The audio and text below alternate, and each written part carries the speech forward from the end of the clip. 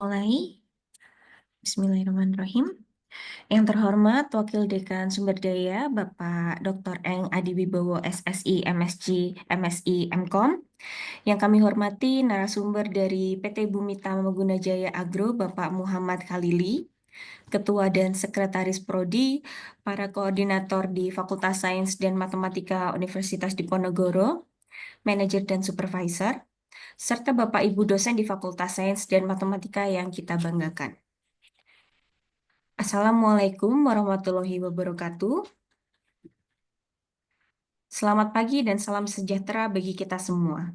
Puji dan syukur senantiasa kita panjatkan kehadirat Tuhan Yang Maha Esa atas limpahan rahmat dan anugerahnya. Pada hari ini, Selasa 18 Februari 2025, kita masih diberikan kesehatan untuk hadir di acara pagi ini. Kami ucapkan selamat datang di acara sosialisasi dan sharing Call for Proposal Open Innovation BGA 2025 PT Bumi Tama Gunajaya Agro di Fakultas Sains dan Matematika Universitas Diponegoro. Bapak Ibu yang kami hormati, sebelum memulai acara, kami akan membacakan susunan acara pada pagi hari ini. Susunan acara pada Selasa 18 Februari 2025 yang pertama adalah sambutan dari Wakil Dekan Sumber Daya, Bapak Dr. Eng Adi Wibowo SSI MKom. Yang kedua adalah acara inti, yaitu sosialisasi dan sharing Call for Proposal Open Innovation BGA 2025 PT Bumi Tama Gunajaya Agro yang akan dimoderatori oleh Bapak Alan Prahutama, SSI MSI PhD. Bapak Ibu yang kami hormati, acara yang pertama yakni sambutan dari Wakil Dekan Sumber Daya kepada Bapak Dr. Eng Adi Wibowo SSI MKom. Waktu dan tempat kami persilahkan. Baik, terima kasih Mbak Moren. Assalamualaikum warahmatullahi wabarakatuh. Alhamdulillahirrahmanirrahim. Puji syukur kehadirat Allah SWT hari ini bisa diberi kesehatan, keselamatan sehingga bisa bertatap muka nih secara daring di sosialisasi dan sharing call for proposal untuk Open Innovation BGA 2025 dari PT Bumi Tama Gunajaya Agro. Yang pertama kami sampaikan terima kasih yang terhormat Pak Muhammad Khalili. Selamat datang di Fakultas Sains Matematika di SIP, walaupun secara online nanti semoga kapan kita bisa offline untuk membicarakan langkah-langkah selanjutnya.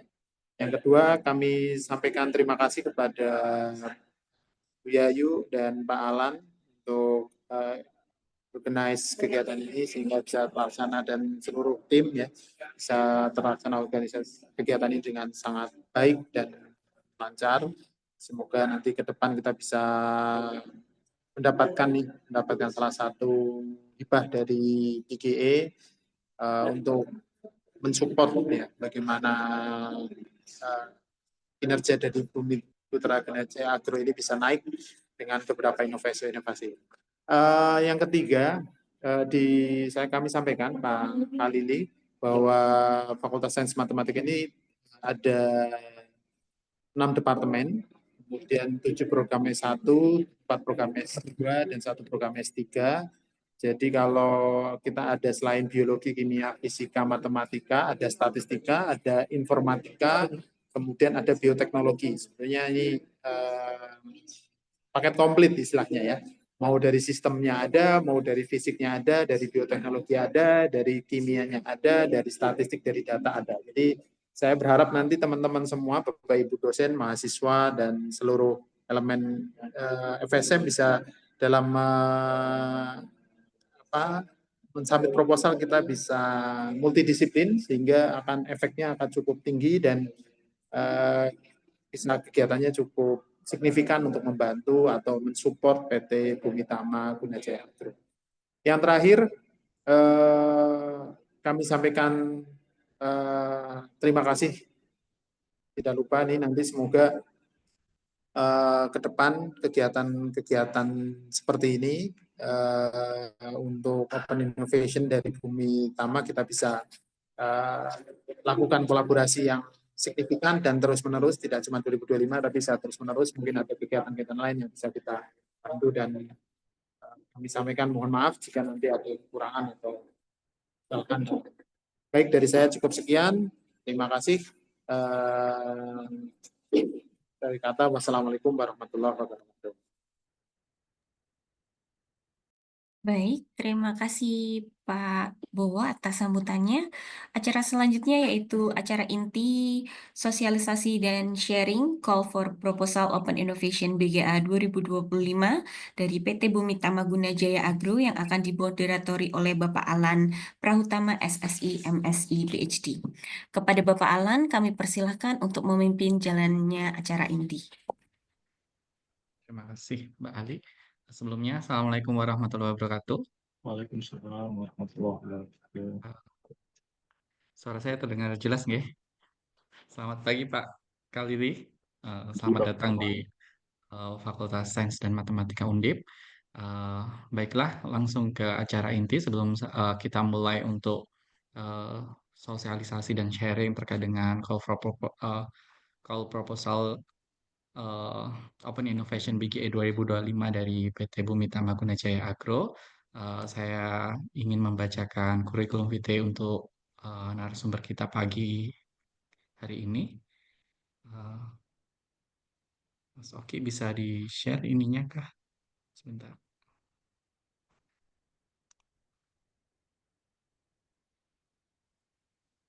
Hmm,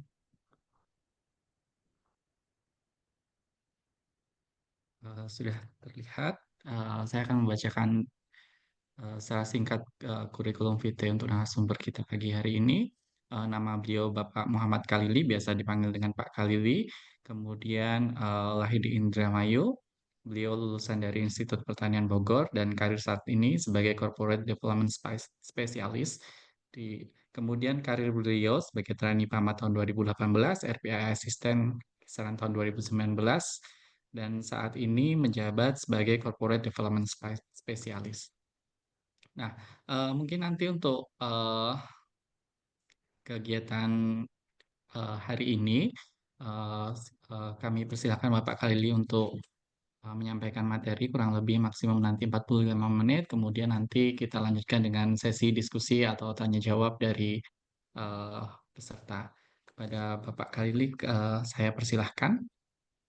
Oke, terima kasih Pak Alan ya.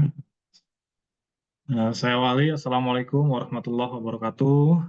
Terima kasih Bapak Ibu. Selamat pagi, salam sejahtera buat kita semua. Di sini ada Prof. Yayu, Pak Alan, tadi ada Pak Wadek ya, Pak Adi Wibowo, Bapak Ibu Ketua Prodi dan Sekretaris Prodi ya yang hadir serta adik-adik mahasiswa ya, mungkin join juga di sini.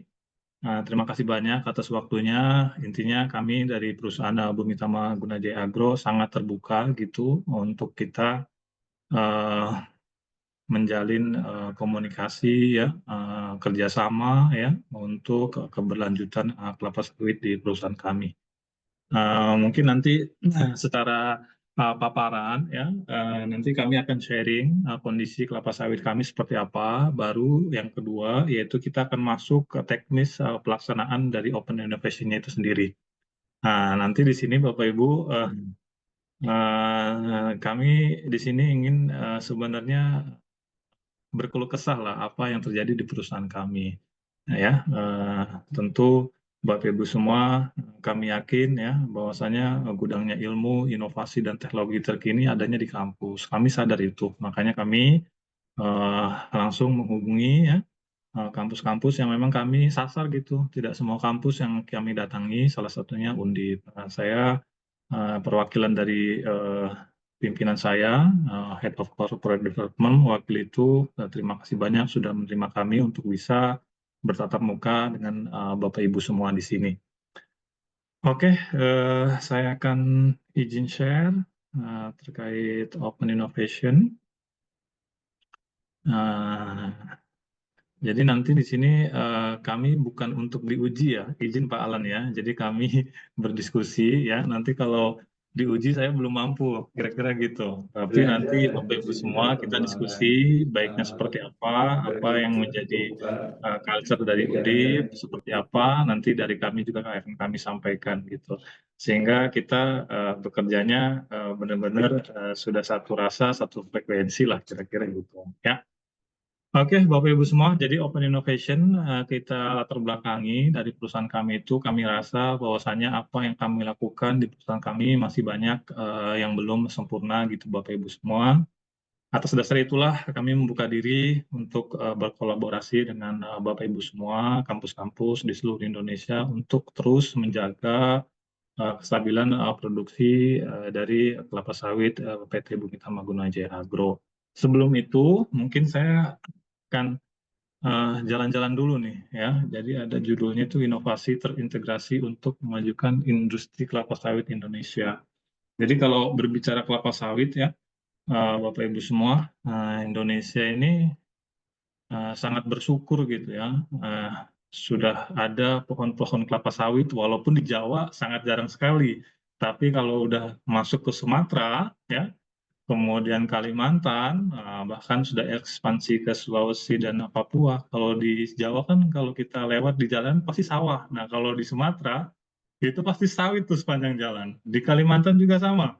Sepanjang jalan tuh sawit semua. Kalau di Jawa kita punyanya padi, kira-kira gitu. Dan bersyukurnya, walaupun kita ini negara yang cukup besar ya, syukurnya kelapa sawit ini tumbuh subur gitu di bumi Indonesia gitu. Walaupun asal kelapa sawit itu bukan dari Indonesia tuh, asalnya dari Afrika.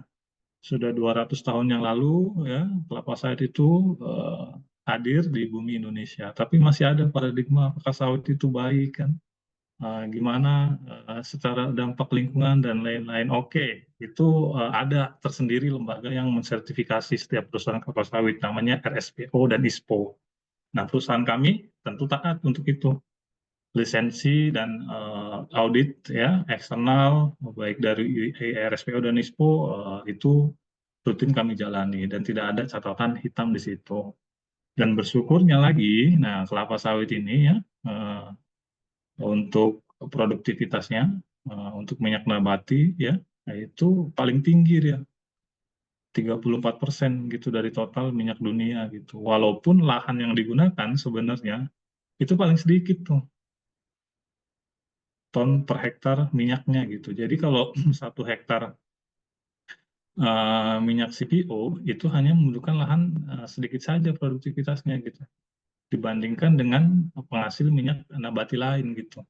Jadi kalau dibilang misalkan sawit itu baik atau buruk, nyatanya ini adalah salah satu penyumbang devisa negara paling tinggi selain tambang. Dia nomor 2 tuh. Nilainya kalau nggak salah itu 600 sampai 700 triliun, 800 triliun lah. Bayangkan tuh ya. Jadi kalau misalkan kita jalan-jalan ya ke dunia, kalau kita bicara K-pop, kita langsung menuju ke negara mana? Pasti Korea gitu kan. Terus kalau misalkan kita bicara fashion, pasti Paris gitu. Nah kalau di Indonesia mau dikenalnya apa? Yaitu kelapa sawit, nggak ada lagi. Karena Indonesia termasuk produksi kelapa sawit paling besar nomor 1 di dunia gitu dengan 48 juta ton. Nggak ada, disusul Malaysia sama Thailand. Eropa nggak punya, makanya kita selalu di black campaign oleh orang-orang yang nggak punya sawit gitu. Kira-kira seperti itu ya. Nah, jadi kita ya, saya terutama mengajak buat ibu semua ya. Ini adalah aset yang sudah ada di negara Indonesia. Ini adalah salah satu senjata di Indonesia, makanya kita harus berbondong-bondong gitu untuk terus ya mengembangkan ya teknologi-teknologi yang tentu ramah lingkungan ya kan, menjaga kestabilan lingkungan dan lain-lain dan menjaga produktivitasnya kira-kira gitu. Karena kalau sampai kelapa sawit ini hilang dari bumi Indonesia, tentu ini akan menjadi gejolak. 800 triliun itu bukan uang yang kecil. Kira-kira seperti itu ya. Dengan adanya efisiensi yang sekarang aja pasti gejolak tuh. Apalagi kalau sawitnya diganggu-ganggu, wah pasti lebih gejolak lagi kira-kira gitu ya. Nah, itu menjadi salah satu konsen kami bahwasanya tetap ya semua harus peduli terhadap lingkungan. Tentu perusahaan sawit manapun seperti itu. Nah, selanjutnya, nah ini dia ya Bapak Ibu semua. Jadi ini adalah proses ya untuk kelapa sawit ya supply chain-nya. Nah, jadi kita ada upstream, midstream, dan downstream. Nah, kebetulan di perusahaan kami hanya masih di upstream saja, Bapak Ibu. Masih di upstream. Jadi kami hanya masih menghasilkan minyak CPO saja dan PKO, belum mengarah ke refinery maupun hilirnya. Nah, jadi kami fokus di sini. Nah, fokus nanti penelitian kami itu yang pertama yaitu di plantation-nya nih. Nah, produktivitasnya selalu turun nih dari tahun ke tahun. Nah, kalau bicara kelapa sawit, yang kita panen tuh minyak. Nah, kira-kira gitu. Kalau udah berbau-bau minyak, tentu orang kimia sangat pas lah, kira-kira gitu di situ. Nah, jadi ada mungkin biosintesis minyaknya seperti apa gitu ya, rantai-rantai gen apa yang muncul pada setiap fase dalam pembentukan bunga sampai dengan buah. Nah, orang kimia sangat cocok di situ.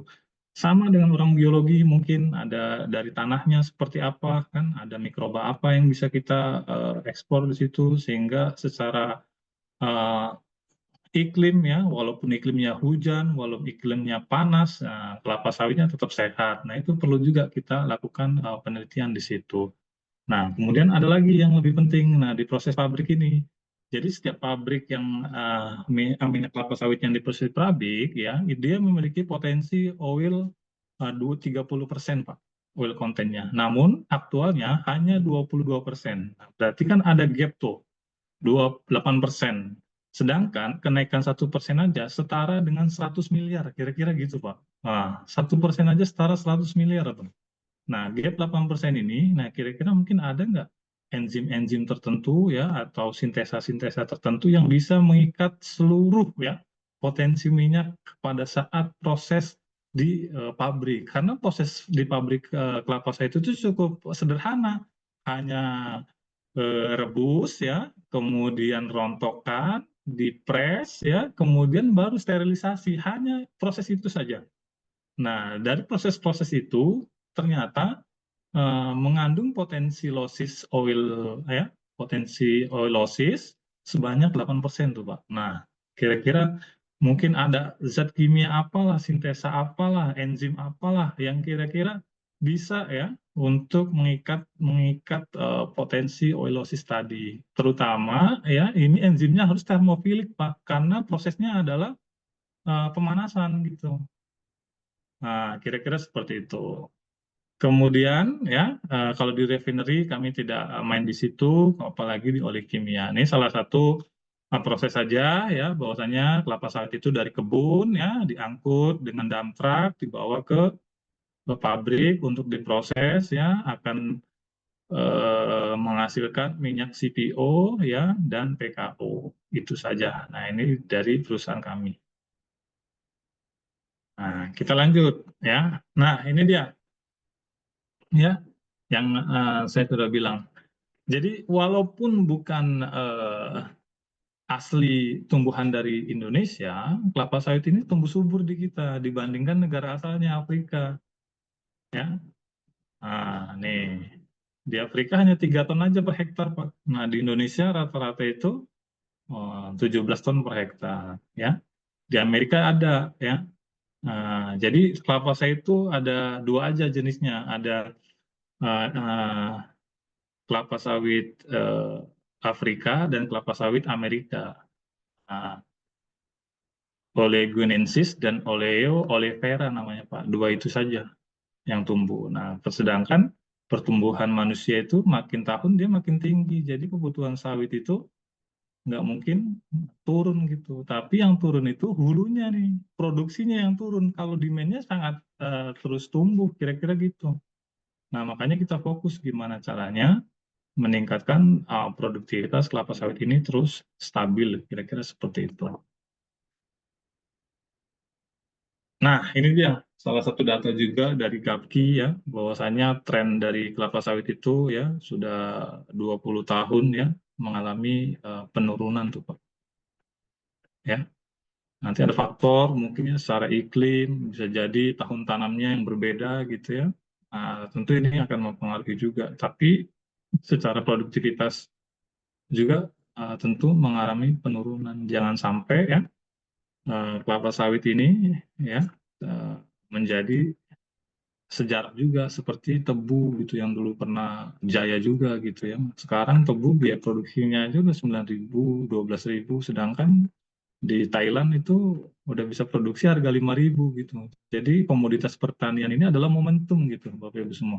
Ketika momentumnya udah hilang, wah itu sulit kita untuk mengejar kembali ya eh, kejayaan itu. Jadi kami datang ya untuk membuka diri Bapak Ibu semua bahwasanya kita harus sama-sama nih memikirkan aset negara kita ya untuk terus dijaga produktivitasnya ya, alamnya juga harus tetap kita rawat ya untuk keberlanjutan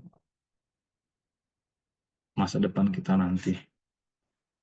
Nah, kemudian kita lanjut. Nah, ini adalah salah satu profil dari kami, Bapak Ibu semua. Jadi kami perusahaan kami namanya Bumi Tama Guna Jaya Agro atau Bumi Tama Agri ya, dengan luas areal 186.000 dengan luas inti. Jadi kalau di kelapa sawit itu ada kebun inti dan kebun plasma. Nah, kebun plasma ini milik masyarakat, Bapak Ibu semua. 30%, kebun intinya 70%. Jadi setiap perusahaan itu ya diwajibkan oleh pemerintah mempunyai kebun plasma 20% saja. Nah, perusahaan kami 30%, Pak. Wah, ya. Jadi kebun masyarakat yang kita kelola, kemudian setiap bulan kita berikan hasil dari kebun tersebut. Kemudian kami memiliki 65 estet, 17 pabrik, dengan kapasitas 1.065 ton per jam. Kemudian staf kami ada 1.500 ya, dengan jumlah karyawan kami itu 26.000 Pak, atau 30.000 lah ya.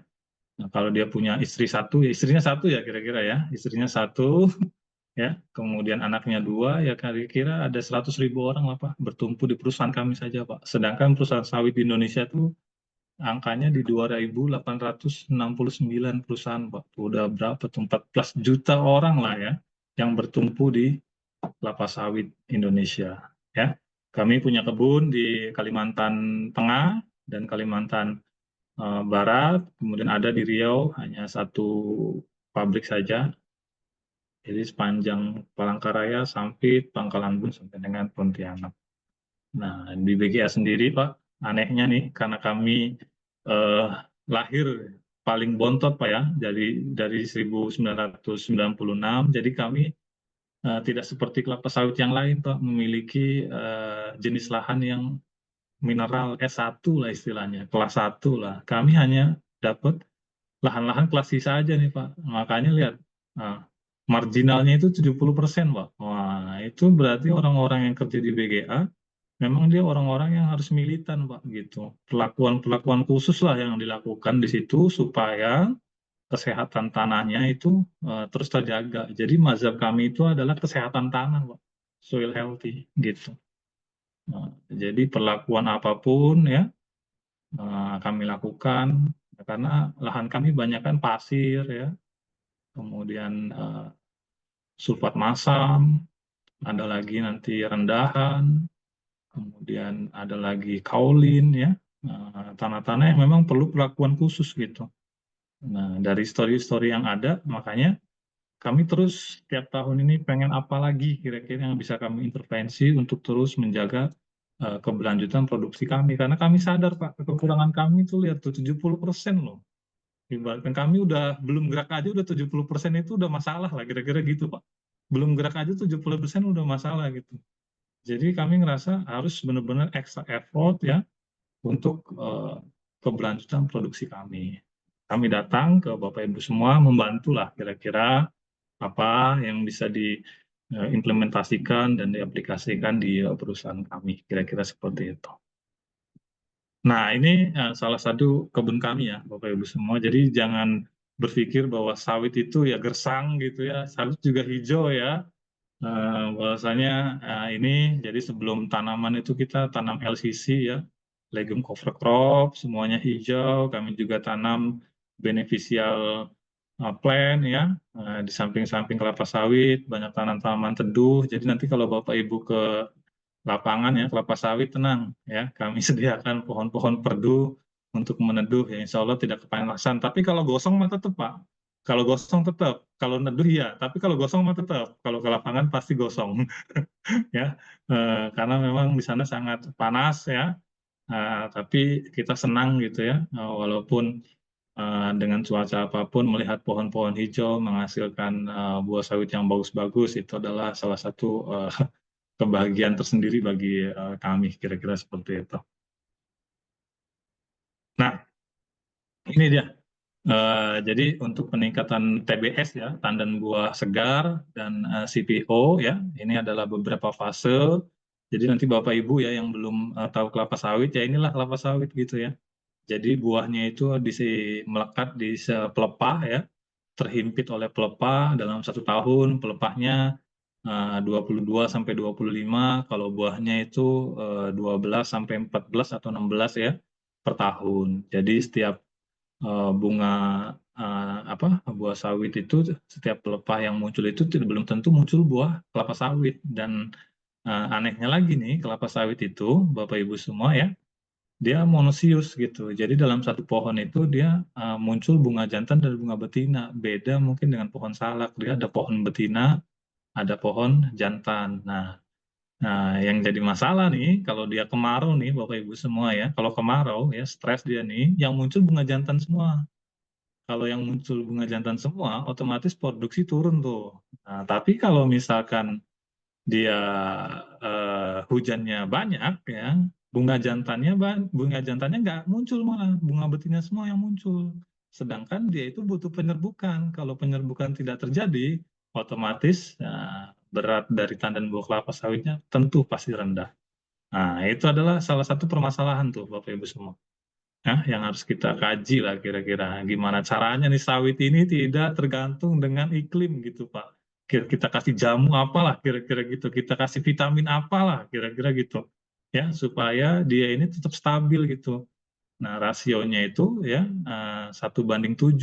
Jadi kalau harusnya 1 bunga jantan itu dia bisa untuk 7 bunga betina yang muncul kira-kira gitu.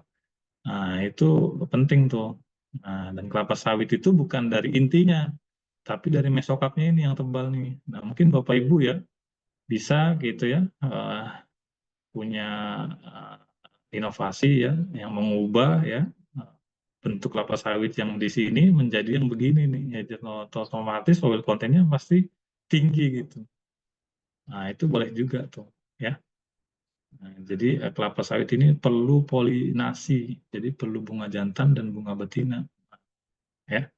Nah, ini kelapa sawit nih. Mungkin Bapak Ibu di sini yang belum pernah lihat kelapa sawitnya bentuknya gini lah ya simulasinya. Nanti kalau misalkan mau lihat langsung boleh nanti kita langsung ke Kalimantan.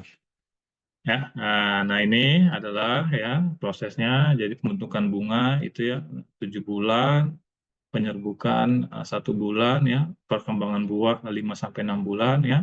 Ini adalah proses harian, proses grading TBS dan proses ekstraksi. Nah tadi yang ekstraksi itu ada teknologi enzim kah ya, sintesis apa gitu yang tahan panas untuk dia mengikat oilosis di pabrik itu penting juga tuh. Saya yakin saya orang-orang kimia bakal konsen di sana itu sangat challenge tuh ya. Nah untuk kelapa sawit sendiri ya prosesnya tuh seperti ini Bapak Ibu semua ya. Bunganya masih kuncup ya, seludangnya, kemudian 7 hari dia pecah seludang ya. Nah, untuk penyerbukannya nih, jadi kelapa sawit itu penyerbukannya dia cuma 2 hari saja nih Pak, waktunya. Dia siap dibuahi itu ya, di Poland ya, diserbuk itu hanya 2 hari saja. Kalau udah lepas masa itu ya udah dia, ya, udah lewat masanya. Nah, nanti mungkin bisa intervensi apa di situ untuk memaksimalkan jumlah fruit set yang terbentuk pada saat penyerbukan. Silakan, itu menjadi salah satu ide proposal juga. Kalau ini kan 2 hari kan waktunya sangat singkat. Nah ini kita punya waktu 150 hari nih. Nah intervensi apa nih yang bisa kita lakukan untuk memaksimalkan buah kelapa sawit nih. Nah ini contoh buah kelapa sawit yang bagus lah Pak. Yang jeleknya saya belum foto nih. Nanti saya tunjukkan deh yang jeleknya seperti apa. Ini yang bagusnya nih seperti ini. Nah jadi kalau yang jelek itu nanti buahnya cuma di tengah aja gitu Pak. Kadang cuma 1-2 di samping kanan kiri gitu. Nah itu adalah dari proses 150 hari tadi. Nanti Bapak Ibu kalau ada ide ya kita bolehlah aplikasikan apa di setiap fase 150 hari ini. Apakah nanti setiap minggu aplikasinya, setiap bulan sekali kah, ya, atau setiap 3 bulan sekali, untuk sampai dia benar-benar menghasilkan konten yang optimum seperti potensinya. Risetnya maksimal. Nah, silakan. Nah, itu menjadi salah satu ide juga. Nah, ini adalah untuk meningkatkan TBS saat ini. Jadi kami memiliki populasi itu 24 juta pohon, Pak. Nah, itu harus kita pikirkan juga tuh. Ya, jadi misalkan Bapak Ibu memiliki ide inovasi ya, pada saat metodologi itu bahannya itu tersedia nggak? Nah, itu penting nanti pada saat di komite. Bahannya tersedia nggak, melimpah nggak di kita gitu. Jangan-jangan teknologinya bagus tapi bahannya susah dicari, harganya mahal dan lain-lain. Nah, itu menjadi pertimbangan juga karena nantinya ya proposal Bapak Ibu dosen ya dan peneliti itu akan mencakup 24 juta pohon gitu. Tentu memiliki tantangan tersendiri gitu untuk itu. Nah, ini dia fokus inovasi kita untuk meningkatkan konten ya. Yang pertama adalah meningkatkan jumlah bunga betina yang terbentuk tadi. Ya. Jadi kalau bunga betina ya tadi, kalau pokoknya dia nggak stres ya Bapak Ibu semua ya.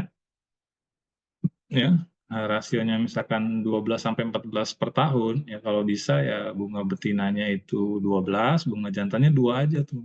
Tapi mungkin aktualnya kalau banyak stresnya bisa jadi ya 7:7 gitu Pak. 7 bunga jantan, 7 bunga betina, karena emang cuaca tadi. Nah Bapak Ibu punya nggak gitu tadi vitamin kah, booster kah, atau apa yang menjamin bahwasanya kelapa sawit itu bunga betinanya selalu terbentuk. Nah, yang kedua adalah meningkatkan kuantitas polen pada inflorescence bunga jantan. Jadi bisa nggak gitu ya, kuantitas polen dari bunga jantan itu kita tingkatkan gitu. Nah, beberapa referensi menunjukkan katanya udah mulai menurun. Yang misalkan harusnya 20 sampai 40 gram ya per bunga jantan, mungkin sekarang cuma 10 gram saja gitu. Bapak Ibu semua. Jadi ada nggak gitu ya yang vitamin atau misalkan enzim atau apa ya, fitohormon atau apa yang kita bisa aplikasikan di bunga jantan sehingga dia menghasilkan polen lebih banyak. Nah, itu salah satu masalah juga di kami. Nah, kenapa harus banyak polennya? Supaya kumbang itu ya ketika dia ke situ kemudian dia menghampiri bunga betina, lebih banyak juga polen yang dibawa gitu. Sehingga fruit set yang dihasilkan itu optimal, yaitu di atas 80%. Nah, kalau misalkan fruit set-nya di bawah 50% itu sudah jelek, udah pasti. Yang kedua, meningkatkan populasi serangga polinator, agresivitasnya untuk berkunjung. Nah, bisa nggak nih, ya, estragol apa, ya, wewangian apa yang bisa membuat ya serangga betina maupun jantan itu lebih agresif gitu Pak. Ketika hujan ya dia jangan cuma neduh aja gitu, dia tetap jalan misalkan. Kemudian misalkan udah hujannya selesai dia makin jalan lagi gitu ya. Supaya apa ya tadi karena kita kelapa sawit adalah monoecious ya, ya kita harus membutuhkan tenaga-tenaga gaib ini Pak. Ini tenaga kerja yang tidak dibayar Pak. Makanya kita harus kasih apa gitu, manusia aja kan harus ada imbusnya apa nih, ini serangga nih harus kita uh, beri perhatian juga gitu, kira-kira apa contoh misalkan ada ayam, kalau ayam kan dalam satu penangkaran dia ada air kan, itu vitamin tuh kan. Nah mungkin serangga juga sama, dalam satu pokok dikasih apa tertentu, dia ke situ gitu ya, mungkin dia nggak apa, dia tidak minum atau makan di situ, tapi dengan harumnya saja membuat dia itu fit gitu. Nah itu boleh juga tuh. Nah itu boleh. Nah kemudian yang keempat memastikan penyerbukan terjadi. Nah ini penting juga nih, gimana caranya bunga betina yang sudah siap partesis itu diserbuki oleh bunga betina. Serangga ya. Nah, jadi penyerbukan ini ya, jadi sebenarnya serangga itu lebih minat di bunga jantan Pak, karena dia punya makanan di situ kan berupa polen. Dia tidak ada tuh sebenarnya urgenitas dia untuk ke bunga betina gitu. Nah, apa tuh kira-kira yang bisa diintervensi di situ. Kasih wangian apa mungkin yang mirip dengan bunga jantan sehingga dia ke situ gitu, hinggap. Nah, itu penting juga tuh. Estragol apa gitu ya, atraktan apa yang bisa apa ya, mikat gitu ya bunga jantannya, serangga jantannya ke bunga betina gitu. Kemudian yang kelima, meningkatkan fruits to buds, dan modifikasi bentuk buah. Nah, Bapak Ibu kalau punya GA3 gitu ya, yang tadinya mungkin kelapa sawitnya keriput-keriput bisa jadi lebih gemuk gitu. Nah, itu boleh juga ya. Punya sintesis kimia apa ya untuk memperluas volume dari buah kelapa sawit, itu boleh juga di situ. Kemudian yang keenam adalah meningkatkan oil to dry mesokapnya. Nah, itu penting juga. Mungkin intervensinya bisa dari tanahnya dikasih microbes apa sehingga dia metabolitnya sampai ke atas itu menghasilkan ekspresi ya untuk meningkatkan mesokapnya ya, meningkatkan rasio mesokap to fluidnya ya. Tadi yang tadinya dia bulatannya kecil ya, besar, cangkangnya bisa dia jadi kecil sehingga volume untuk mesokapnya lebih besar. Dan yang terakhir adalah meningkatkan ekspresi gen-gen yang terkait biosynthesis minyak. Nah, mungkin dari fase dari berapa hari ya, tadi 150 hari kan, misalkan gen-gen apa yang muncul di situ sehingga kita bisa tahu mana yang harus kita tingkatkan untuk meningkatkan minyaknya, intervensinya dengan apa, nah itu boleh juga gitu Bapak Ibu semua menjadi salah satu ide proposalnya. Ya, dan mungkin ini ya beberapa contoh referensi ya Bapak Ibu semua bisa dicari nanti terkait development high yield modeling polypharm mesokap ya. Sudah ada beberapa penelitian juga. Kira-kira mungkin apa yang bisa diintervensi di situ, silakan. Ini menjadi salah satu referensi aja. Kemudian development oil palm ya, biosintesis, apa yang muncul gitu ya. Pada biosintesis minyak kelapa sawit ini, apa yang bisa kita intervensikan, silakan. Nah ini, silakan 30 hari yang muncul, itu apa ya, cell division expansion, 60 hari muncul apa, 100 hari, 120 hari sampai dengan 160 hari kan. Nah, dari proses ini kira-kira di mana yang bisa kita intervensi untuk meningkatkan biosintesis minyaknya gitu misalnya. Nah, di fase mana gitu, 120 hari kah, 140 hari kah, mana untuk mengoptimalkan oil content minyak kelapa sawitnya. Dan yang terakhir mungkin ini ya, oil biosintesisnya mungkin secara rantai kimianya sudah ada ya, silahkan bisa dikaji Bapak Ibu semua. Nah, mana yang bisa diintervensi, mana yang bisa diubah ya untuk meningkatkan oil content dari kelapa sawit. Nah, mungkin itu ya sebagai awalannya, Bapak Ibu, baru kita masuk ke open innovation-nya. Atau tanya jawab dulu. Gimana, Pak Alan? Boleh Langsung aja. kalau ada mau peserta yang nanya, tapi mungkin kalau mau dilanjutkan dulu untuk open innovation-nya, bisa. Kita lanjut saja dulu ya. Ya, karena sini karena sebentar untuk open innovation. Nah, jadi Bapak Ibu semua ya, ini teknis untuk open innovation-nya, di mana kita di tahun ini membagi dua, ada untuk dosen atau peneliti. Peneliti ini termasuk S2 dan S3 ya Bapak Ibu. Dia masuknya peneliti. Nah, untuk mahasiswa ini hanya untuk sarjana, kira-kira gitu. Jadi untuk dosen dan peneliti itu bagaimana meningkatkan oil content, itu aja fokusnya. Nanti ada pertanyaan, Pak, kalau di luar itu boleh nggak? Nah, untuk di tahun ini kita masih belum akomodir. Jadi kita fokus di peningkatan oil content saja, terkait rekayasa metabolit untuk meningkatkan biosintesis minyak, ya. Tadi, nah ya, bisa intervensinya dari buahnya kah, ya, dari batangnya kah, silakan, ya. Nah, kemudian serangga polinator dan artificial pollination, bisa nggak kita membuat serangganya itu kita lebih besar gitu Pak ukurannya, 2 kali lipat, 3 kali lipat, silahkan. Ya, reproduksinya lebih bagus lagi gitu ya, karena memang secara populasi katanya ada penurunan per hektarnya, harusnya per hektar itu 20.000 eladobius. Nah, sekarang katanya ada penurunan, bisa nggak gitu ya. Kemudian artificial pollination mungkin di situ yang punya bisa drone ya atau bentuk das lain ya yang memudahkan dalam pollination kelapa sawit disilahkan ya. Mungkin Bapak Ibu semua ya bisa gitu ya membuat artificial diet untuk serangga polinator. Jadi serangga polinator Elaedobius itu dia makannya cuma polen kelapa sawit saja Pak. Dikasih polen salak dia nggak mau. Dikasih polen untuk tanaman lain dia nggak mau. Cuma makan polen itu aja dia.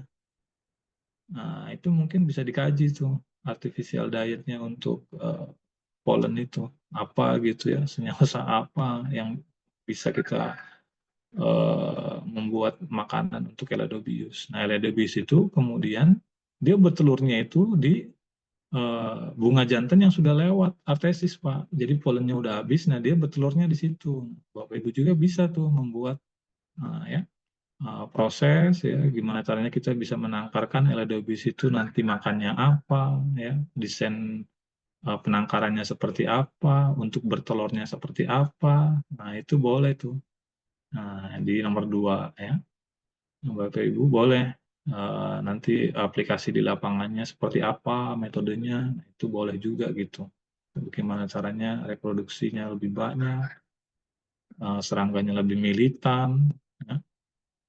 Jadi kendalanya di sini adalah polennya aja bunga jantan kita di lapangan itu susah nyari, Pak. Nah, itu makanan artificial diet itu sangat penting untuk serangga Elaedobius itu. Kalau udah dapat, wah itu sangat pasti yang nyari bukan cuma Bumi Tama, Pak. 2.860 perusahaan itu pasti nyari. Karena mereka pasti punya penangkaran Elaedobius semua, kira-kira gitu. Dan yang terakhir, aplikasi booster atau beneficial untuk meningkatkan Outdoor Day Mesocarp tadi. Ya. Nah, jadi kalau Bapak Ibu punya microbes ya atau beneficial plant ya yang bisa biomasanya lebih banyak, mungkin ada trichoderma kah, mycorrhiza kah, atau microbes lain ya yang benar-benar bisa meningkatkan kesehatan tanah ya untuk menjaga ya produktivitas kelapa sawit juga boleh di situ.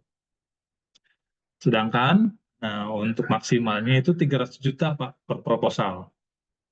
Ya, 300 juta saja per proposal. Pak, kalau lebih dari 300 juta boleh nggak? Boleh, silahkan. Yang penting disesuaikan dengan luarannya. Ketika membuat luaran, Bapak Ibu semua harus jelas. Produknya saya membuat 10 kg, misalkan enzim, nah itu jelas tuh. Kemudian keluarannya harus jelas. Berupa alat, misalkan sebanyak berapa, 10. Kalau misalkan satu metode terkait peningkatan oil content, silahkan. Satu sistem, silahkan. 20 prototipe apa silahkan. Jadi angkanya jelas di situ. Ya. Nah kalau untuk mahasiswa ya itu fokus ke 5 ini ya ekologi pollination ya silahkan. Mungkin ada serangga-serangga lain yang mensupport adanya Elaedobius ya apa gitu ya. Mungkin Elaedobius sebenarnya dia tidak sendirian gitu. Ada serangga lain yang menjadi satu rantai lah ya. Di situ silahkan. Kemudian breeding Elaedobius, nah yang tadi silakan kalau bisa ya, gimana caranya kita membreeding Elaedobius. Kita juga belum tahu nih Pak, mana Elaedobius yang jantan dan betina itu seperti apa gitu ya. Mungkin Bapak adik-adik mahasiswa bisa memisahkan gitu ya, otomatis ya, pokoknya dengan ramuan apa ya, stimulus apa gitu ya. Jadi nanti Elaedobius jantan sama betina tuh dia udah otomatis terpisah lah, kira-kira gitu. Nah, kalau udah seperti itu kan untuk kita melakukan breeding jauh lebih gampang gitu. Kita masukkan mana yang paling bagus di antara kiri dan kanan, kita masukkan. Nah, itu menjadi mungkin populasi baru.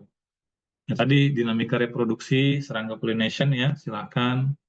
Nah, gimana kita bisa ukur ya data dan analisanya seperti apa untuk reproduksi serangga pollinator. Yang keempat tadi artificial pollination. Mungkin selama ini masih mikirnya hanya drone ya, mungkin ada lagi seperti kayak parfum di apa di ruangan kan, dia otomatis gitu itu boleh juga silakan ya ketika harum bunga betina itu muncul, dia otomatis menyemburkan, atau ada alat atau prototipe lain dari kegiatan apapun yang bisa diaplikasikan di situ, silahkan. Dan yang terakhir adalah aplikasi beneficial microbes ya, atau booster untuk meningkatkan konten. Nah, silahkan juga ya. Nah, kalau untuk mahasiswa ini lebih ke arah prototipe boleh ya, data dan analisa saja sebenarnya ya. Nah, maksimal itu 10 juta per proposal. Nanti boleh tim, silahkan ya. Timnya tidak ada batasan. Individu juga boleh, tim juga boleh. Sama seperti Bapak Ibu dosen juga ya. Tidak ada batasan anggota, boleh lintas ya, institusi boleh, lintas kampus boleh, lintas departemen boleh, silahkan ya. Nah, untuk kriteria penilaian seleksinya, ya, untuk dosen ada 4, untuk mahasiswa ada 3. Jadi untuk dosen, yang jelas ya, impact terhadap permasalahan BGA, ya jelas nih, udah kita paparkan masalahnya tadi di atas ya, kemudian ini, ya fokusnya di sini aja. Kemudian tingkat teknologi readiness level TRL-nya silahkan justifikasi ya pada saat pelaksanaan menyusun proposal, silahkan ya, mana teknologi terbarunya gitu ya. Jangan sampai yang lain sudah meneliti, kita meneliti ulang gitu. Kemudian kelayakan anggaran untuk program diusulkan sangat penting ya. Nah, kemudian kelayakan aplikasi dan scalability. Ini trik ya, salah satu ya, tips and triknya nih. Nah, jadi kalau bisa ya di tahun ini itu sudah uji lapang, Pak. Baik itu dia bentuknya produk, prototipe, alat, dan lain-lain untuk Bapak Ibu dosen. Kalau untuk mahasiswa kan masih data dan analisa lah. Kalaupun ada prototipe jauh lebih bagus. Tapi kalau untuk Bapak Ibu dosen di tahun ini harus uji lapang, baik itu produk maupun prototipe ataupun alat, metode, dan lain-lain. Nah, itu di tahun pertama tuh. Nah, di tahun keduanya, mungkin skalanya udah lebih besar lagi. Ya, kalau mungkin ini skalanya 1 hektar ya. Nah, di tahun kedua kita scale up tuh. Ya, bisa 30 hektar, 60 hektar. Nah, di tahun ketiga kita sudah produksi massal lah, kira-kira gitu. Jadi nanti dalam pembuatannya boleh big picture-nya itu 3 tahun saja. Gitu. Tahun pertama 300 juta, tahun kedua karena misalkan scale up mau 600 ya, misalkan. Tahun ketiga karena komersial bisa berapaan. Itu silahkan disusun Bapak Ibu dosen boleh. Nah, kemudian kalau untuk mahasiswa ya sama ya, impact terhadap permasalahan di BGA ya, metode risetnya seperti apa, luaran hasil riset tadi ya, data, analisa, prototipe juga boleh. Nah, untuk kegiatannya ya Bapak Ibu boleh nanti upload proposalnya ke dashboard bumitama.co.id, nanti registrasi akun terlebih dahulu ya, baru silakan pilih peningkatan UL konten ya, submit. Nanti ada seleksi proposal dan presentasi ya. Nah, di tahun lalu itu kita ada insentif untuk lolos administrasi dan lolos presentasi. Namun di tahun ini kita tiadakan Bapak Ibu semua. Kita alihkan ya budgetnya untuk adik-adik mahasiswa. Karena nanti untuk adik-adik mahasiswa ini ada 50 riset terbaik lah yang kita pilih, kira-kira seperti itu.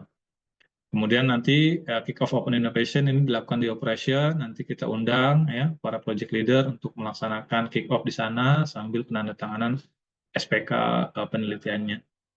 Nanti pelaksanaan riset ya, kalau misalkan mulai dari April ya, kemudian selesainya di Maret boleh, multi year ya Pak ya. 1 tahunnya itu nggak mesti harus Desember karena kita di perusahaan Bapak, kita nggak harus dia selesainya di Desember, enggak. Boleh dia lompat tahun kalau memang dia secara schedule 1 tahun gitu. Misalkan 6 bulan ya berarti sampai September misalkan gitu. Silahkan. Kemudian evaluasi project ini kita lakukan bulan ke bulan ya, bukan untuk menghakimi ya, bukan untuk menagih, tidak, tapi kita saling sharing kira-kira intinya gini Pak, proyek ini target bersama Pak, bukan target Bapak Ibu gitu. Jadi apa yang menjadi kendala, apa yang bisa kita support gitu, apa yang menjadi progres yang belum dikejar itu apa, nah nanti kita support baik secara langsung gitu Pak, apa kira-kira bisa kita lakukan untuk progres ini.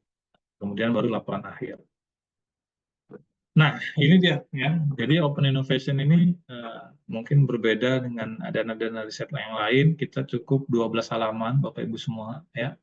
Menggunakan PPT, nanti submitnya PDF. Nah, ya. Nah, cukup mudah tuh kan. Hanya PPT 12 halaman ya. Nah, nanti submitnya PDF. Nah, nanti poin-poin apa saja 12 halaman itu yang pertama tadi justifikasi dan tujuan proposal ya. Kemudian metodologi penelitian. Ini penting nih, metodologi penelitian tadi yang saya bilang ya. Jangan sampai membuat sesuatu ya bahannya mahal, susah didapat. Nah, itu pasti komite kita akan notice langsung nih kalau bahannya mahal, susah didapat, gimana ini kira-kira gitu. Alatnya juga ya. Nah, intinya di sini Bapak Ibu harus punya apa ya dalam metodologi ini misal ya. Ketika kita aplikasikan enzim atau hal tertentu, apa sih yang terjadi di situ gitu. Contoh pembukaan misalkan rantai-rantai kimianya yang tadinya 2 jadi 6. Nah, berarti kan nanti komite langsung oh berarti ada pemecahan rantai kimia yang semula 2 jadi 6, maka dia tambah bagus nih untuk peningkatan kontennya misalkan gitu. Atau misalkan aplikasi di tanah ya, ketika diaplikasikan stimulus tertentu, serabut akarnya makin banyak sehingga dia mudah menyerap hara di tanah. Nah, misalkan gitu. Nah, reaksi dan aksi itulah yang harus dikemukakan juga di metodologi penelitian ini. Sehingga komite langsung nih, oh riset ini tuh sebenarnya untuk ini gitu, dampaknya pasti ke sini. Nah, kira-kira gitu. Ya, itu tips and tricks juga salah satunya. Nah, ya. Nah, kemudian di rincian kebutuhan biaya. Nah, untuk Bapak Ibu dosen ya. Nah, jadi untuk rincian dan kebutuhan biaya ini 25% honorium. Nah, 75% silahkan digunakan untuk alat dan bahan ya. Kemudian jasa ya, perjalanan dinas. Nah, itu termasuk 75% tadi. Kemudian tenaga kerja. Nah, kami tidak menyediakan tenaga kerja untuk pengamatan dan uji lapang. Silakan bisa kolaborasi dengan adik-adik mahasiswa biasanya, Pak.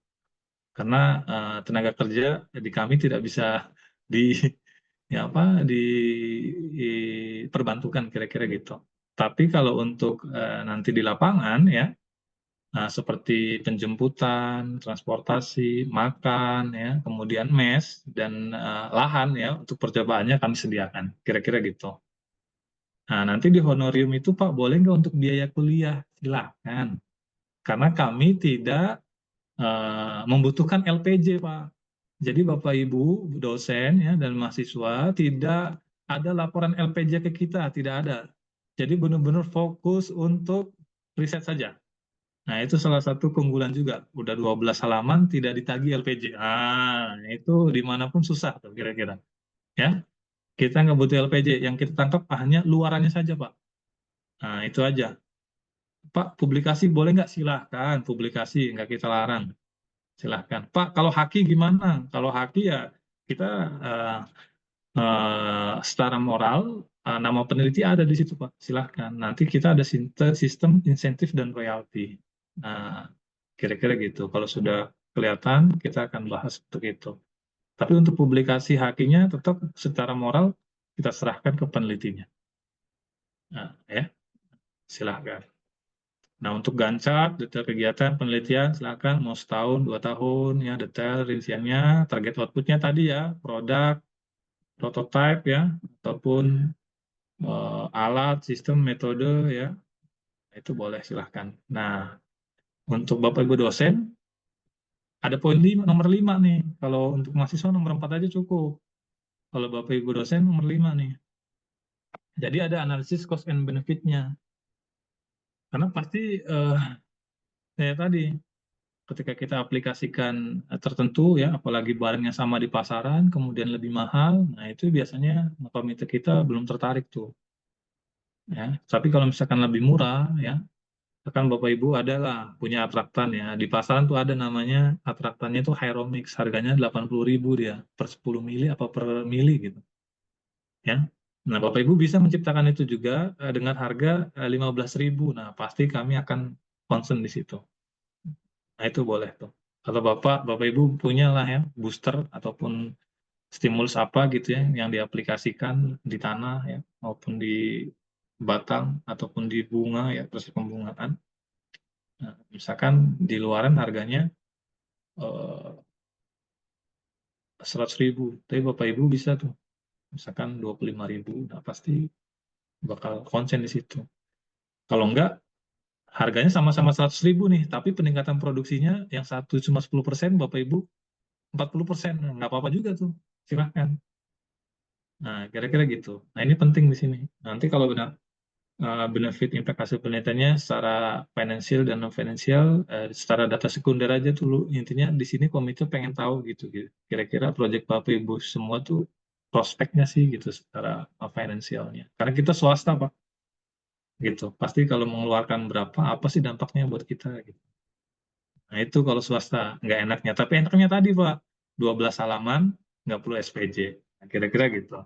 Nah, ini untuk mekanismenya nanti kalau Bapak Ibu dosen ya, nanti ada komite inovasi dari manajemen kita yang akan wawancara. Kalau untuk adik-adik mahasiswa cukup dengan Hub of Corporate Development dan R&D saja. Nah, lebih singkat lah ya. Nah, kemudian ini adalah schedule untuk Open Innovation-nya itu sendiri ya, dari Januari Februari submit ya, terakhir kemudian kita seleksi di Maret, nanti pengumumannya di akhir Maret mungkin ya. Nanti kita ada kick off ya. Pendanaannya kita 4 kali Pak untuk memaksimalkan dana yang diserap oleh para peneliti. Nanti pelaksanaannya April November. Tadi yang saya sudah bilang ya, kalau memang dia setahun boleh nanti lewat April ya berarti Maret baru selesai nggak apa-apa. Nah, baru project report. Mungkin itu Bapak Ibu semua, intinya kita together weekend. Jadi saya dan perusahaan ya, kami mewakili perusahaan, saya mewakili perusahaan ya. Percaya bahwa kita tidak bisa bergerak sendiri, tentu tangan, pemikiran, dan seluruh tenaga dari Bapak Ibu semua yang ada di sini kita butuhkan untuk memajukan kelapa sawit Indonesia. Kalau BGA kan salah satu yang kecilnya saja, sebenarnya lebih gedenya untuk Indonesia. Mungkin cukup sekian dari saya. Mohon maaf apabila ada kekurangan dan kesalahan ya. Saya kembalikan ke Pak Alan. Ya, terima kasih Pak Kalili. Tadi udah dijelaskan sangat detail ya. Kalau dari proposal itu mungkin dari uh, kalau proposal penelitian latar belakang sudah dijelaskan oleh Pak Kalili, kemudian permasalahannya juga sudah dijelaskan dengan detail menurut saya. Dan juga kalau tadi dari format uh, penelitian proposal yang disampaikan dari part 1 itu terkait dengan justifikasi dan tujuan penelitian, tinggal Bapak Ibu mungkin memilih interestnya itu mau di tujuan penelitian yang part mana gitu ya. Eh, Mungkin untuk kita lanjut ya untuk sesi diskusi, Bapak Ibu bisa bertanya langsung ke Pak Khalili terkait dengan agenda ini, kemudian atau mungkin bisa chat box, bisa raise hand kalau ada yang mau ditanyakan. Eh, Kalau boleh tahu itu kira-kira nanti dari untuk yang dosennya Pak ya, itu berapa proposal ya yang kira-kira diterima? Sebenarnya kalau untuk tahun kemarin, Pak, kita ada 300 proposal yang terregistrasi ya. Kemudian ada 50 proposal yang kita panggil presentasi, Pak. Yang lolos itu ada 17. Jadi sebenarnya 17 yang proposal lolos ya. itu berdasarkan ya tadi kesesuaian dengan needs-nya komite tadi, Pak. Jadi kalau yang matching dengan 6, jadi nanti ada 5 atau 6 komite di situ. Kalau dia memang sudah matching, itulah yang akan lolos gitu. Jumlahnya berapa? Di tahun ini kita pun belum tahu kok. Bisa jadi sama, kurang, ataupun lebih. Kira-kira gitu. Tapi kalau yang jelas mah mahasiswa 50, Pak. Ya, tadi mahasiswa Betul, udah 50 ya. betul kalau mahasiswa. Hmm. Dan tadi kalau nggak salah di seleksi untuk yang mahasiswa itu ada part bahwa itu nanti akan diseleksi di kampus baru ke Betul, silahkan nanti Bapak Ibu perusahaan ya. dosen ya. Hmm. Maksudnya sebenarnya lebih ke arah dia konsultasi dulu ke Bapak Ibu dosennya lah sebenarnya. Ketika itu udah firm ya silahkan disubmit saja sebenarnya seperti itu. Nggak mesti harus kolektif per departemen dulu, per fakultas dulu nggak. Sebenarnya lebih ke arah ya konfirm ke dosennya. Kita ingin memastikan sih Pak setiap proposal yang masuk itu benar dibimbing oleh dosennya saja sih. Gitu. Ada dosen yang membimbing lebih terarah gitu Pak. Ah, Terdapat dosen pembimbing, tapi nanti tetap Betul. istilahnya proses misalnya ya presentasi dan Hmm. segala macamnya mahasiswa sendiri yang Betul, itu mahasiswa kan. sendiri. Karena kalau itu cukup head R&D-nya saja, nggak terlalu inilah Pak. Maksudnya paling ya hanya sedikit metode yang dibahas. Tapi kalau yang komite tuh bakal lebih seru gitu Pak, feedbacknya dan lain-lain. Ya. Kalau dari ini Pak terkait dengan tadi kan kalau eh, misalnya didanai kemudian dari pihak perusahaannya mau menyediakan eh, bahan untuk uji coba ya.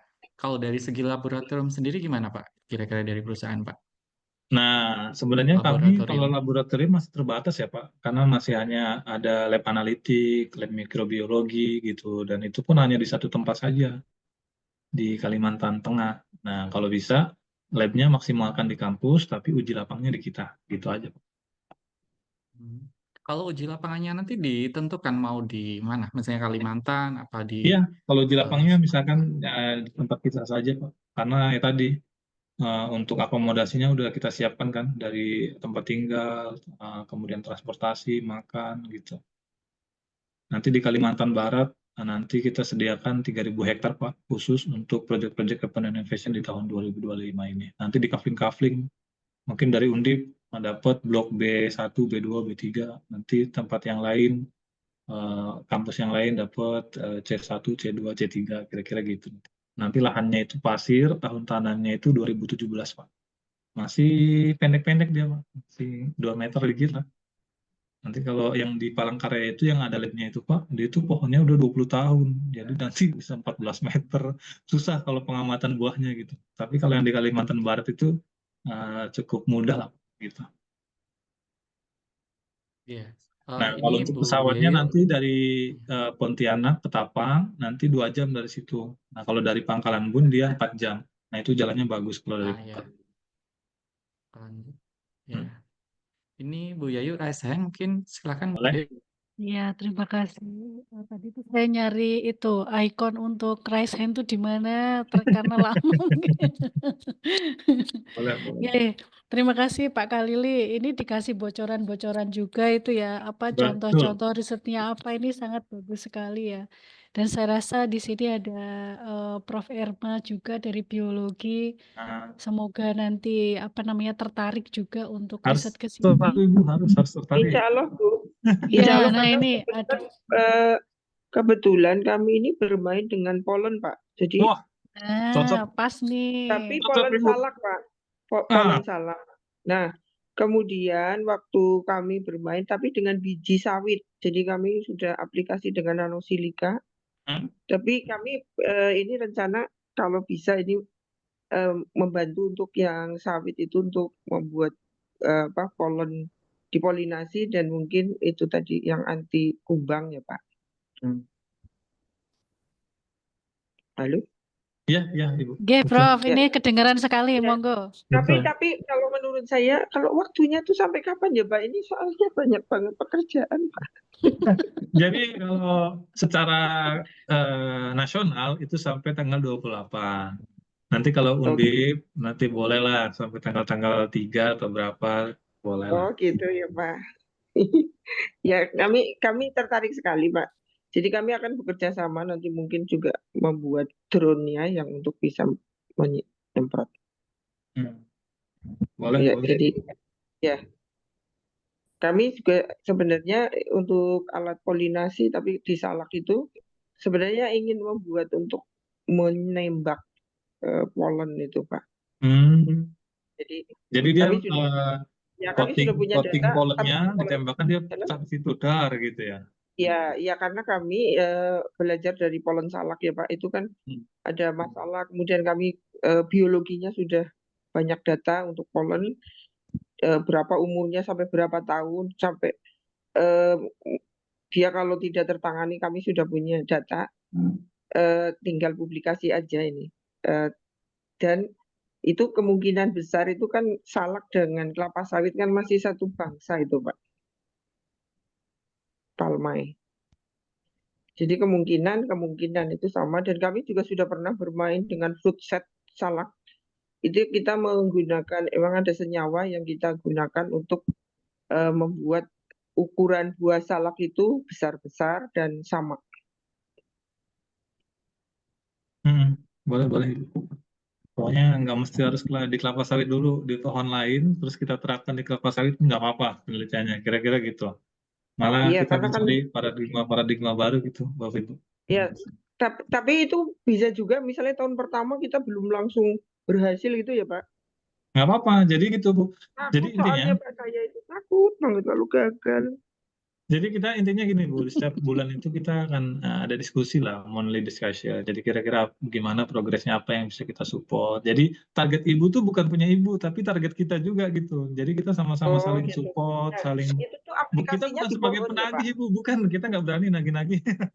Jadi kita sama-sama Bukan lah Pak, intinya. bukan itu tuh kita di lapangan ya, betul-betul bermain dengan sawit, pohon sawit ya yang udah Hmm, pohon. betul, Iya. betul. Oh berarti Jadi itu nanti di lapangannya misalnya kita apply untuk treatment kita misalnya itu bagaimana Pak? nanti kita tidak menyediakan tenaga kerjanya Ibu. Nah, nanti Ibu boleh bisa apa ya, berkolaborasi dengan mahasiswa yang diutus nginep di sana, pengamatan berapa bulan pun kita sediakan mes dan makannya, kira-kira gitu. Oh gitu. Tapi Betul. misalnya kita bisa istilahnya apa untuk mencari orang lapangan itu untuk misalnya naik gitu, mahasiswa nanti kalau disuruh naik dikira bully Pak kita. Enggak, kita tenaga kita susah Bu. Jadi kita di Kelapa Sawit itu tenaganya udah ada rasionya Bu. Jadi nggak bisa diganggu. Oh gitu. Mm-mm. Berarti kalau misalnya kita mau apply naik itu terus itu alatnya bagaimana ya Pak? Alatnya bawahnya dari 75% itulah Ibu pakai. Kan Ya honornya Pak, iya paham. Tapi 25%. misalnya kalau kita butuh tenaga lapangan berarti harus bawa dari sini nih Pak, dari Betul, Jambi. harus mahasiswa. Jadi Oh selama ini kalau yang misalnya 17 project mahasiswa kan itu nggak bisa naik pohon, gimana itu Pak? karena dia nggak gini Bu, pohonnya nggak tinggi dia, nggak perlu Oh naik nggak, kayaknya. berapa meter itu Pak?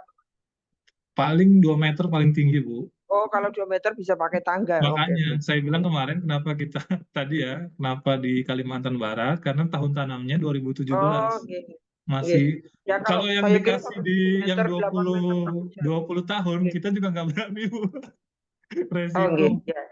Iya. resiko Berarti itu umur berapa tahun Pak sawitnya kalau sekitar 6 2 meter? sampai 5 tahun lah Bu. Dia Oke. baru TM1, TM2 paling.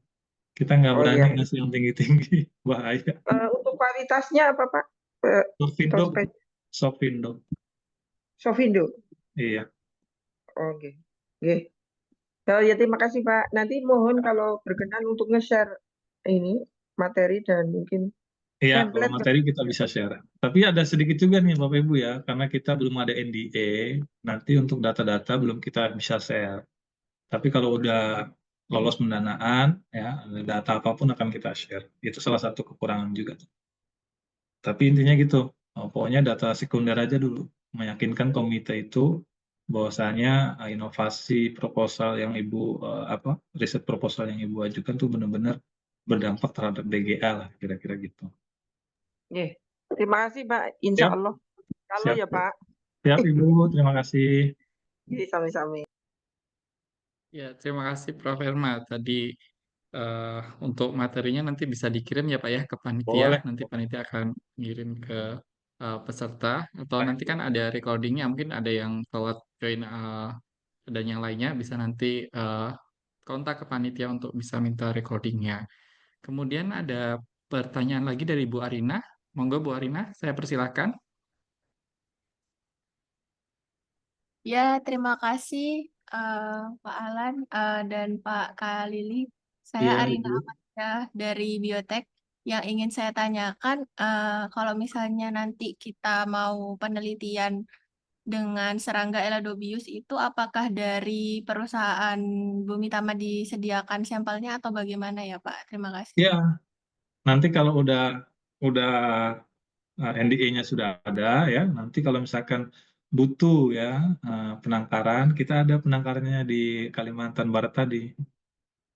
Jadi kita udah ada kerjasama dengan BRIN di eksplorasi Eladobius dari Sumatera, dari Kalimantan, Sulawesi, bahkan Jawa itu udah ada kita penangkaran.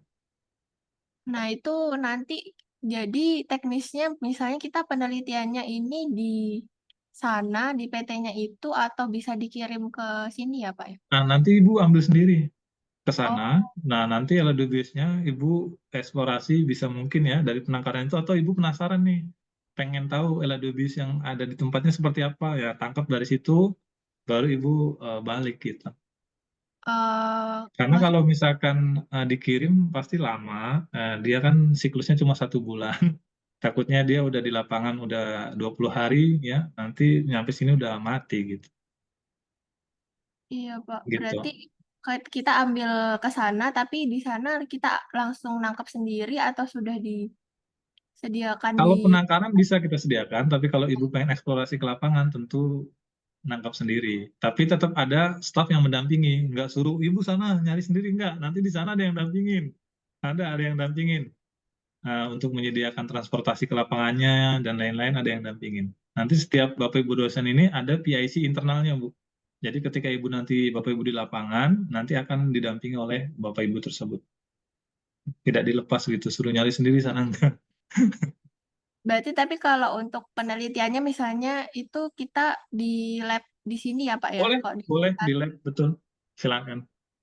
kalau di tempat sana itu ada fasilitas labnya atau bagaimana ya, Pak? Ada fasilitas lab, tapi masih terbatas. Masih hanya sekedar lab analitik, lab mikrobiologi gitu, Bu. Masih terbatas lah. Tapi itu pun adanya di Kalimantan Tengah. Kalau di Kalimantan Barat kita ada, tapi harus tempuh 5 jam, cukup jauh. Jadi lebih baik ditarik ke kampus saja. Baik, Pak. Kan ada Tapi tadi 75% kan ada, ya silakan perjalanan dinas dari situ kan. 75% dan honorarium 25%. Jadi kita serahkan ke Bapak Ibu semua. oke, baik. Oke, terima kasih, Pak ya. Oke, Ibu. Ya, berikutnya mungkin Bu Yayo ada yang mau ditanyakan lagi, monggo. Oke, terima kasih. Tadi saya belum sempat tanya, tapi saya senang karena Prof. Erma langsung excited untuk ikut gitu ya. Mungkin ada yang bisa dibantu, Prof. Nanti kalau sibuk sekali saya bisa bantu, Prof. Nulis-nulis atau apa.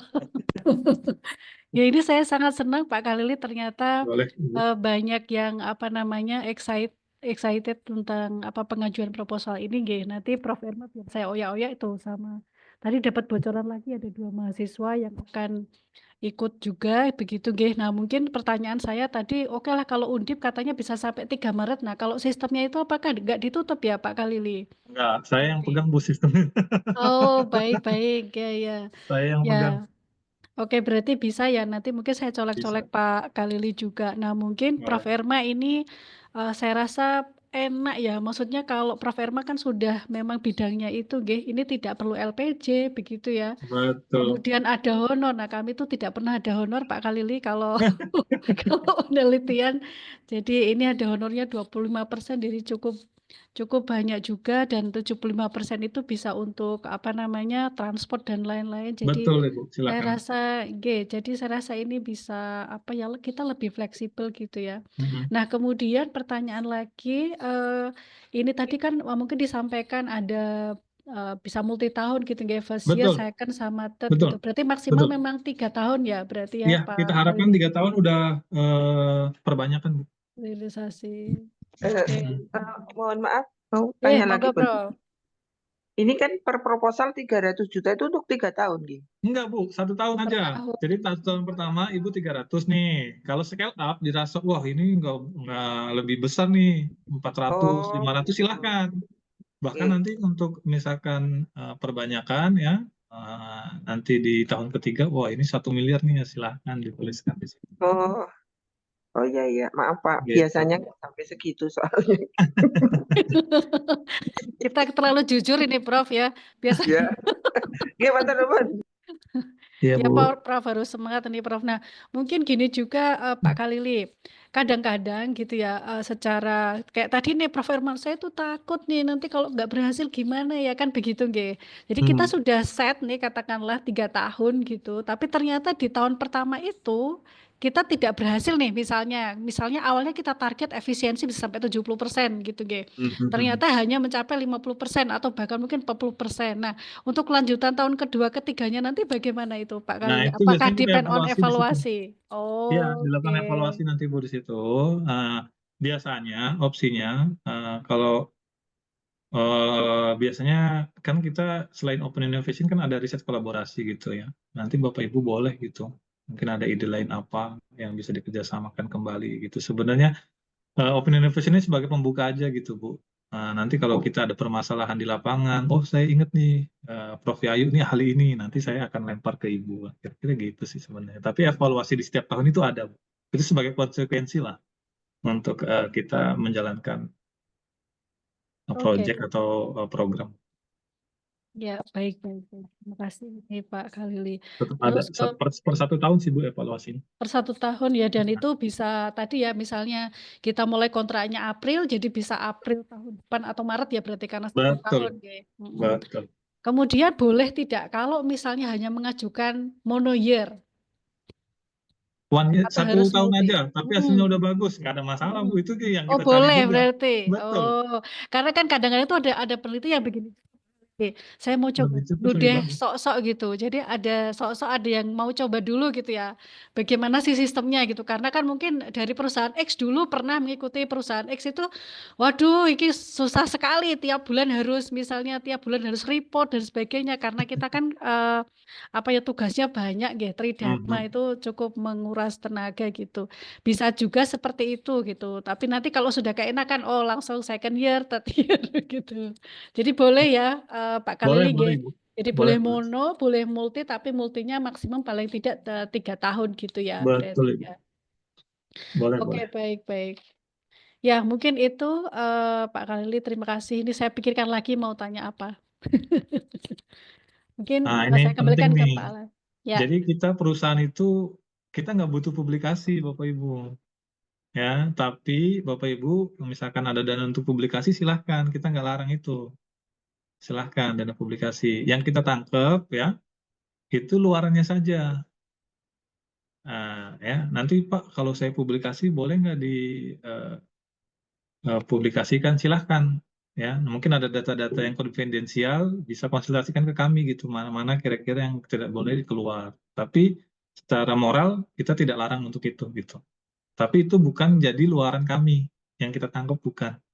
Luaran kami ya tadi produknya saja. Tapi untuk publikasi dan lain-lain kan itu kinerja Bapak Ibu semua, ya tetap jalankan aja silahkan gitu. Kita tidak melarang untuk itu. Ya. Nah, jadi ada perspektif berbeda nih. Yang satu mungkin karena memang ada kinerjanya publikasi, silahkan. Kita di perusahaan cukup luarnya saja. Jadi yang ditekankan adalah prototipe atau produknya ya Pak ya. Betul, yang siap diaplikasikan dan diimplementasikan di perusahaan kami lah, kira-kira gitu. Tadi mungkin saya sedikit tanya terkait dengan Bu Yayu tadi terkait dengan evaluasi. Kalau tidak salah tadi di slide evaluasi akan juga dilakukan tiap bulan. Nah, Dan kalau itu itu juga terkait lebih dengan ke arah ini pendanaan Pak, ya. progres saja. Oh gitu. Tanyakan kendalanya Progres ya. apa yang bisa kita support. Oh. Tapi kalau yang Bu Prof Yayu tadi sampaikan kan setahun nih, nah, kita lanjut apa enggak? Ada tetap. Gitu. Oh, oke. Itu udah per tahun kita lanjut, nah, dapat lagi 600. Lanjut, ya berarti 1M misalkan gitu. Nah, kemudian untuk haki Dalam tadi ya, sudah proses kami jelaskan ya, ya. ada insentif dan royalti. Nanti angkanya berapa dan gimana, nanti kita diskusi lebih lanjut gitu. Tapi ada untuk itu. Tapi secara moral, namanya peneliti akan dimasukkan di haki tersebut. Oke. Eh, terkait dengan tadi Pak kontrak penelitiannya kan memang 1 tahun ya, tapi evaluasi progres itu tiap bulan. Tiap Maksud bulan, betul. saya takutnya juga gini dalam arti udah dapat kontrak selama 1 tahun, tapi di tengah-tengah itu mungkin perusahaan tidak puas dengan progresnya, akhirnya katakanlah ya dananya di-cut gitu sampai udah di stop sebelum akhir penelitian. Itu gimana Pak? Maksudnya Jadi apakah sistemnya gini, bisa Bapak seperti belum itu mulai atau saja, gimana? dananya udah kita Iya. cairkan, kira-kira gitu. Jadi tahap pertama itu Hmm. SPK tanda tangan kan Bapak mungkin belum mulai itu penelitiannya. Nah kita udah cairkan tahap pertama, Bapak progres, ya kan, dapat lagi, nah kita cairkan lagi. Jadi pencairan pendanaan bukan berdasarkan bulan, termin bulan bukan, tapi berdasarkan progres Oke. proyeknya gitu. Jadi tenang aja, jangan merasa Oh ya. bersalah. Nah, tidak mungkin Iya, kita iya, cairkan iya. kalau nggak ada progres lah kira-kira gitu. Aman aja, aman, aman. Iya, Semakin iya. cepat progresnya, semakin cepat juga nih uang yang masuk kira-kira gitu. Semakin lambat ya berarti kita tahan-tahan terus. Aduh ini belum ada progres, apa ya kira-kira kendalanya. Makin terus kita tanyain sih Pak. Tapi bukan menagih ya, kesannya nagih enggak. Iya. Tapi kira-kira ayo kita win-win solution-nya, ke mana nih? Oh iya. Gitu sih Pak. Iya, iya. Terima kasih Pak. Ini di chat box ada pertanyaan dari Bu Nur Hayati. Mungkin tadi sudah dijawab juga ya bahwa Betul. eh, ini menekankan ke keluaran prototipe atau produknya, bukan ke Betul, publikasinya.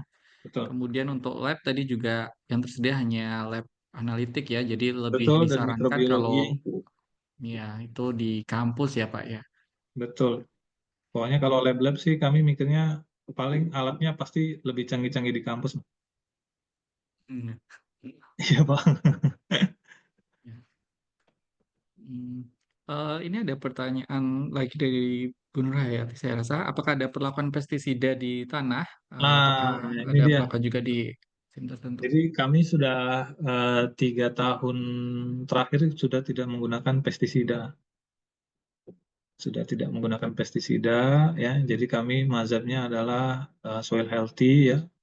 Jadi setiap biomasa yang ada kita slicing istilahnya ya, kita potong, kita kembalikan lagi gitu. Jadi bukan nggak pakai herbisida, pestisida juga tidak ada, nggak ada perlakuan air di musim tertentu ya, kita hanya hanya mengapa ya, lebih ke drainase itu kita makin paling bikin embung-embung gitu Bu, ketika ada kontur di lahan sawit yang bisa nampung air ya kita buat air, atau kita buat rorak-rorak gitu Bu ya, tampungan-tampungan air. Kita juga buat parit-parit discontinue ya di apa di lahan kelapa sawit kita gitu. Kalau perlakuannya gitu, kita tidak pernah tuh memompa air dari luar ke dalam tuh, nggak pernah tuh, pasti itu mahal banget kira-kira gitu. Karena luasannya bukan 1 hektar 2 hektar, dalam satu unit kita luasnya 3.000 hektar tuh. Wah, butuh berapa air dan pompa berapa tuh kira-kira gitu. Jadi airnya benar-benar masih ya tadi, kalau kemarin ada sharing dari Pak Ignatius Jonan, jadi kerja di plantation itu ya 60%-nya anugerah Tuhan gitu, 40%-nya kerja keras kita lah kira-kira gitu. Hujan, matahari, semua sudah disupport sama Yang Maha Kuasa lah, kira-kira gitu Bu. Tapi untuk pelakuan penampungan air itu kita ada dari embung, ada parit discontinue, rorak-rorak kita juga buat di situ sih, terutama di areal pasir. Pak Sap tadi ya, kalau pestisida kita udah enggak sih, semuanya udah biofertilizer, bio bio bio semua sekarang. Ya, ya. Eh, Oke. dari Bapak Ibu ada yang mau ditanyakan lagi? Monggo. Ada Pak, Ya, monggo Bu saya Irma.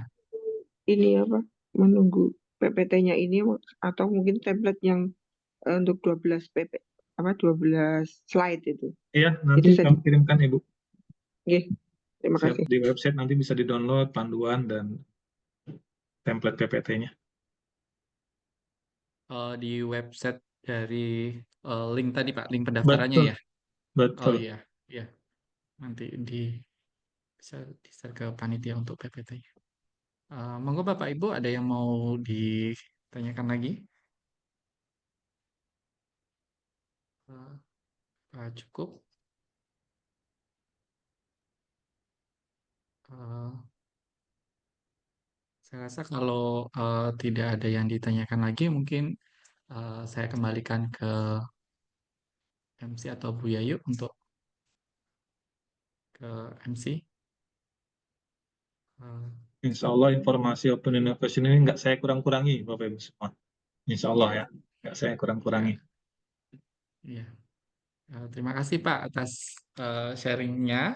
Harapannya ya ini tadi ya dari Undip, khususnya FSM ya bisa eh, submit beberapa proposal mungkin ya, Betul, khususnya dan bagi diterima. untuk dosen dan mahasiswa ya, dan diterima gitu ya. Harapannya seperti itu. Jadi apalagi tadi ya, ya tidak seperti penelitian-penelitian yang khususnya terkait dengan LPJ, laporan keuangan dan yang lainnya yang mungkin itu juga memberatkan kadang ketika melakukan penelitian gitu ya. Ada Eh, pertanyaan apa bedanya sama Grand Reset? Kalau Grand Reset itu pemerintah, Bapak Ibu. Kalau kami ini swasta ya, yang merasa bahwasanya kami perlu bantuan Bapak Ibu lah, kira-kira gitu. ya. Dan Sama-sama kadang juga ingin gini Pak, kalau memajukan di sawit Indonesia juga. ya tadi kan kalau ini istilahnya permasalahannya sudah jelas ya, udah jelaskan dari khususnya ya, dari 1 sampai 8 tadi ada ruang lingkupnya juga udah dijelaskan. Jadi ibarat dikata itu tinggal mikir metodologi penelitiannya nanti mau apa, seperti itu. Jadi Boleh, boleh. istilahnya nggak repot-repot untuk bikin introduction dan yang lainnya dan tujuannya gitu. Bapak Ibu dosen kan Ya haus saya akan rasa. masalah. Di kelapa sawit satu langkah saja udah masalah Pak, nengok kanan kiri udah. Yeah. Boleh nanti Oke, kalau terima kasih mengajak Pak. Bapak Ibu Yeah. dosen ke kelapa sawit, saya siap mendampingin. Oh ya, terima kasih Pak. Yeah. Ya. Yeah. Saya rasa waktu juga udah hampir jam 12, saya kembalikan ke MC, ke Mbak Ali. Monggo. Baik, terima kasih Pak Alan. Sekarang kita masuk ke penutupan. Baik, Bapak Ibu hadirin yang kami hormati, demikian tadi serangkaian acara pada pagi hari ini. Kami selaku pembawa acara menyampaikan banyak terima kasih kepada Bapak Ibu yang telah berkenan hadir mengikuti acara pada pagi hari ini. Mohon maaf apabila ada tutur kata atau hal-hal yang kurang berkenan. Selamat siang dan wassalamualaikum warahmatullahi wabarakatuh. Waalaikumsalam warahmatullahi wabarakatuh. Terima kasih Pak Khalili. Terima kasih Prof. Ayu, Pak Alan, Terima kasih Bu Bapak Alik. Ibu semua yang sudah hadir. Terima kasih adik-adik dan Bapak Ibu.